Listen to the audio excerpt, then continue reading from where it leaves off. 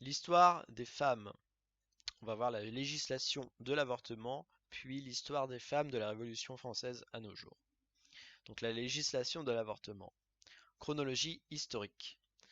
Pendant tout le Moyen Âge, les théologiens chrétiens ont débattu de l'âme du fœtus, c'est-à-dire de la date de l'animation. Elle fut fixée d'abord à 40 jours pour les garçons et 80 jours pour les filles, XIIIe siècle. Mais c'est sous Charles Quint, en 1532, que la Constitutio Criminalis Carolina fixe la date d'animation du fœtus au milieu de la grossesse, soit dès que la mère perçoit les mouvements. Néanmoins, en 1558, le pape Sixte Quint condamne de façon formelle l'avortement, quel qu'en soit le terme. Les idées évoluèrent peu au Moyen Âge, marquées par la puissance de l'Église de Rome. À la Renaissance, toutefois, on voit apparaître la notion d'avortement médical en cas d'hémorragie grave, seule indication en France jusqu'au XIXe siècle. En 1810, c'est le Code Napoléon, cette catastrophe civile pour les femmes. L'article 317 du Code pénal de 1810 condamne sans distinction. Quiconque provoque l'avortement d'une femme enceinte avec ou sans son consentement, au moyen d'aliments, de drogues, de médicaments, par violence ou d'autres remèdes, est puni de prison. Juillet 1920. Adoption d'une loi qui réprime la provocation à l'avortement et la propagande anticonceptionnelle. 1923. Adoption d'une loi qui correctionnalise l'avortement. 1942. Adoption d'une loi qui fait de l'avortement un crime contre la sûreté de l'État, donc passible de la peine de mort. Cette loi sera abrogée à la Libération. 1956. Création de la maternité heureuse qui deviendra Mouvement français pour le planning familial, MFPF, en 1960, dans le but de légaliser les moyens anticonceptionnels. 1969, création par les dirigeants du MFPF de l'Association pour l'étude de l'avortement, ANEA, création du MLF et du groupe Information Santé, GIS. En 1971, parution dans la presse de l'appel des 343 avortés, fondation du mouvement Choisir. 1972, procès de Marie-Claire à Bobigny. Le jugement confirme que la loi de 1920 sur l'avortement n'est plus applicable.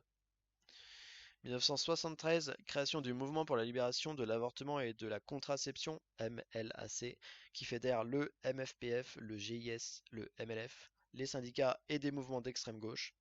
Sortie et interdiction du film Histoire d'A, Charles Belmont. Organisation par le MFPF de voyage en Angleterre pour les femmes voulant avorter. 17 janvier 1975, promulgation de la loi Veil qui suspend partiellement l'article 317 du Code pénal pour 5 ans, autorisant ainsi l'avortement sous certaines conditions. 1979, création de l'ANCIC, association regroupant les professionnels médecins et non-médecins qui travaillent dans les centres de planification et les centres IVG du secteur public ou privé. 31 décembre 1979, adoption par le Parlement d'une nouvelle loi sur l'IVG confirmant celle de 1975. 1982, remboursement de l'IVG par la sécurité sociale. 1988, autorisation de mise sur le marché du RU 486 permettant l'avortement médicamenteux. 1991, création de la CADAC, Coordination nationale d'associations pour le droit à l'avortement et à la contraception. 27 janvier 1993, adoption d'une loi sur le délit d'entrave à l'IVG, dite loi Neyertz, qui vise à sanctionner les personnes qui perturbent le fonctionnement des établissements hospitaliers participant à la mise en œuvre de la loi sur l'IVG. 4 juillet 2001, loi numéro 2001-588 relative à l'interruption volontaire de grossesse et à la contraception. L'IVG est autorisée jusqu'à 12 semaines de grossesse et l'obligation d'autorisation parentale pour les mineurs est supprimée. Maintenant, l'histoire des femmes de la Révolution française à nos jours. Donc la chronologie toujours. Avant et après la Révolution française, avancées et déceptions. Les cahiers de doléances firent apparaître la triste condition des femmes de ce temps. Ignorance, prostitution, misère.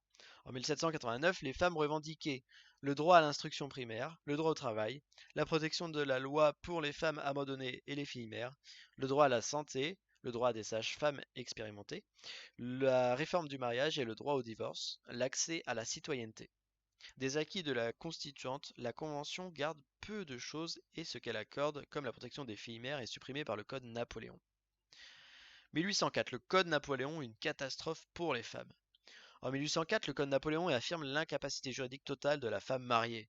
Interdiction d'accès au lycée et aux universités, interdiction de signer un contrat, de gérer ses biens, exclusion totale des droits politiques, interdiction de travailler sans l'autorisation du mari, interdiction de toucher elle-même son salaire, contrôle du mari sur la correspondance et les relations, interdiction de voyager à l'étranger sans autorisation, répression très dure de l'adultère pour les femmes, les filles mères et les enfants naturels n'ont aucun droit. 1910, le devoir conjugal est une obligation, pas de viol entre époux. Du 19e siècle au 20e siècle, l'effet des luttes féministes. 1803, formation des sages-femmes. 1806, première chaire d'obstétrique, la guerre a besoin de soldats. 1838, première école normale de filles. 1850, loi Fallou rendant obligatoire la création d'une école de filles dans toute commune de plus de 800 habitants. 1880, ouverture de l'enseignement public secondaire aux filles, loi Camille C. 1884, loi rétablissant le divorce, l'adultère du mari est réprimandé par une amende, celui de l'épouse par la prison. 1885, l'internat des hôpitaux est ouvert aux femmes grâce à Eugène Poubelle et contre l'ensemble du corps médical. 1892, la journée de travail féminin est limitée à 10 heures. 1893, la femme séparée de corps a la pleine capacité civile. 1897, la femme peut être témoin dans les actes civils et notariés.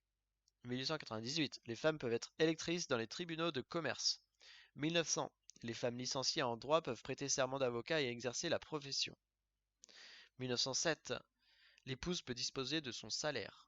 1907, toujours, les femmes sont électrices et éligibles au conseil de prud'homme. 1908, manifestation à Paris pour le droit de vote. 1909, institution d'un congé de maternité, 8 semaines. 1912, sanction contre l'abandon de paternité. 1917, la femme peut être tutrice et siéger au conseil de famille. 1920, la femme peut adhérer à un syndicat sans l'autorisation de son mari. 1920, toujours, équivalence entre bac féminin et bac masculin. 1924, les programmes d'études dans le secondaire deviennent identiques. 1923, le crime d'avortement devient délit afin de faire prononcer les jugements par des juges professionnels. 1924, les programmes d'études dans le secondaire deviennent identiques. Bah, pourquoi c'est marqué deux fois? 1931, les femmes peuvent être élues juges. 1936, 4 femmes sont sous-secrétaires d'État. 1938, toujours la femme mariée n'est plus incapable civile, elle peut avoir une carte d'identité et un passeport, ouvrir un compte en banque sans autorisation de l'époux. Subsiste pour le mari la fixation de résidence, la possibilité de s'opposer à l'exercice d'une profession et l'exercice de l'autorité paternelle. 1942, abolition de la puissance maritale. 1944, ordonnance prévoyant le vote des femmes, elles voteront pour la première fois en 1945. 1946, principe de l'égalité des droits entre hommes et femmes dans le préambule de la Constitution. 1956, fin de la notion de salaire féminin. 1965, liberté d'exercer une profession. 1967, la loi Neuwirth autorisant la contraception. 1970, l'autorité paternelle devient parentale. 1972, loi sur l'égalité des salaires. 1974, remboursement des frais relatifs à la contraception. 1975, législation de l'avortement, définitivement en 1980. 1980, interdiction de licencier une femme enceinte. 1981, création d'un ministère des droits de la femme. 1982, remboursement de l'avortement. 1983, loi sur l'égalité professionnelle. 1984, reconnaissance de l'égalité des époux dans les régimes matrimoniaux. 1985, loi réprimant les discriminations sexistes, possibilité pour les associations de se porter partie civile. 1989, délai de prescription réouvert à partir de la majorité pour les mineurs victimes de violences. 1991, le harcèlement sexuel est un délit réprimé par la loi. 1993, meilleure protection de la femme enceinte.